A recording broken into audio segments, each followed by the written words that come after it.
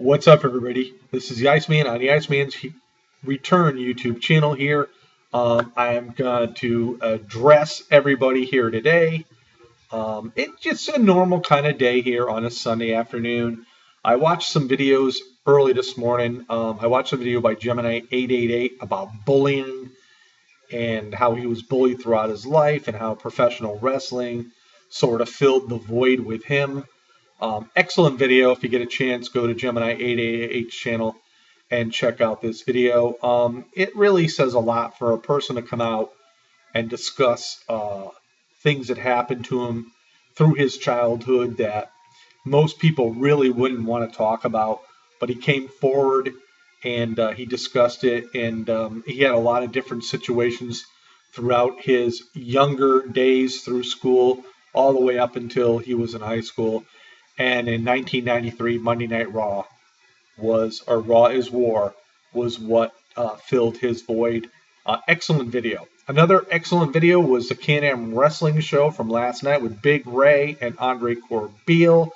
Their top 5 best WWE women's wrestlers of all time. And this sort of includes, their wrestling talent, their personality, their charisma, and whatnot. Both of them came up with the proper answer. It was the Great Moolah, which how could you really not pick her? I believe she was a WWE Women's Champion for like 28, 29 years. I mean, how could you dispute that? They threw in some names that were also on their list. Trish Stratus, Lita, Wendy Richter, Gail Kim. One they didn't put in there, which I would have thrown in there, and I know it's not AJ Lee media. It's not AJ Lee. It was Melina Perez, because I thought Melina was one of those that when she got in that ring, she knew exactly what she was going to do. I thought she was a great talent in the ring, and God knows her entrance when she did that split. Unbelievable. But she was one of my favorites of all time as well. So I know you've been asking me about a lot of wrestling news and whatnot. ODB has retired from TNA. She's no longer in the world of professional wrestling. Reasons are not disclosed.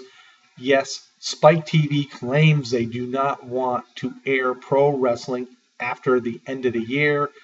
They claim that this end of the year deal with TNA is for them to get another TV deal.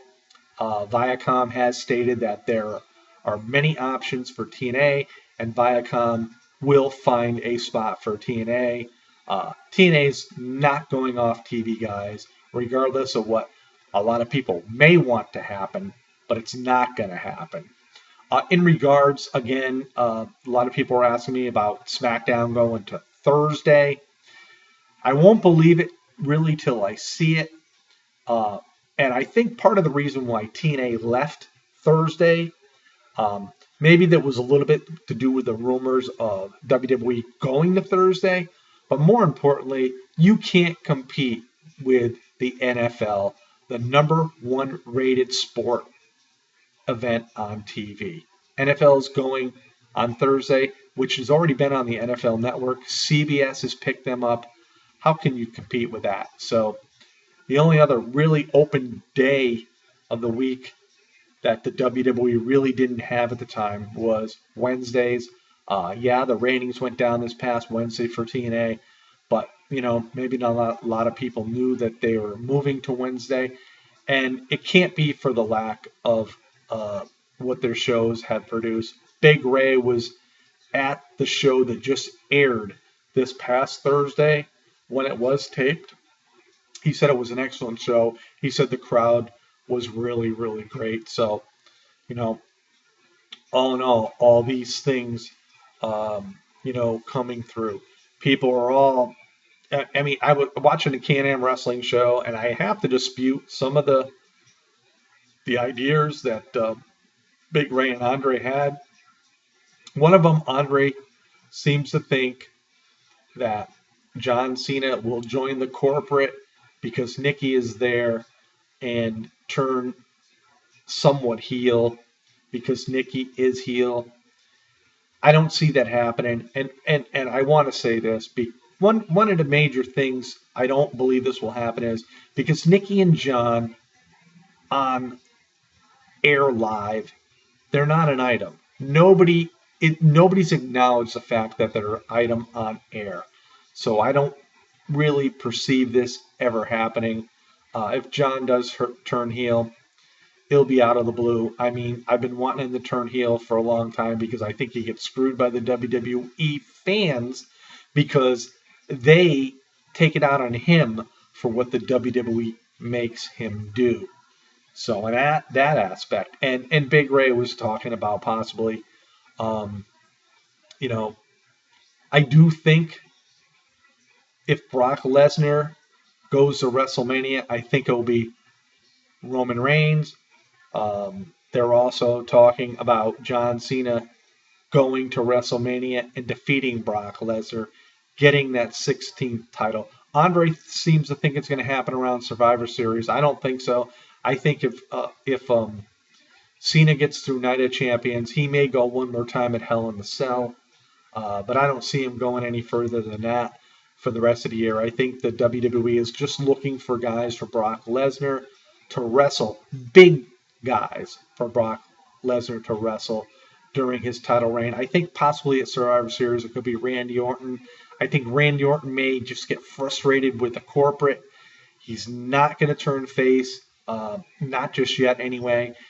I see more of Randy Orton really getting deep down and dirty, even more so dirty, and maybe having a run at Brock Lesnar.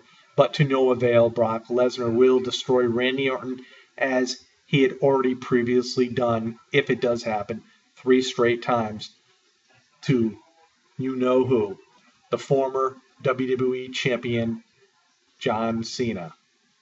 You know, so yeah, guys. I really don't want to take any questions at this moment, but I will have to say that um,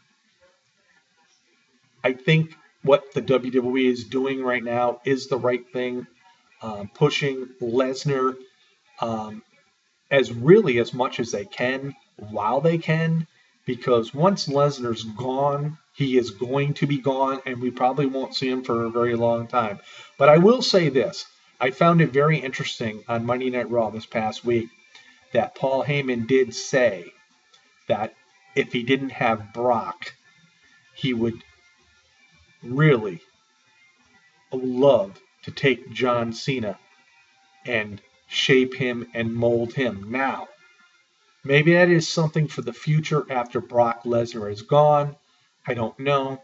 Um, and a lot of people are asking me, well, once Daniel Bryan comes back, he's going to go right back to the championship run. I don't think so. That as well. I think Daniel Bryan is going to be held back. He's going to have to earn his way. I mean, obviously, the man's been out for some time. You've got Shield members that have earned their way. Uh, up and has a right to go after the WWE World Heavyweight Championship belt as well. We got Seth Rollins with the Money in the Bank briefcase. We also have Dean Ambrose, who I think is, in my eyes, is ready. But I don't see it happening this year. I see maybe possibly Ambrose getting it maybe towards the end of next year. There's just a lot of variables going on, people. And we have to understand that, you know, it all comes down to what Vince McMahon and Triple H and Stephanie McMahon want. Do we want to see a Nikki Bella and Brie Bella match? I don't know. It's to me, it's one of those I don't care matches.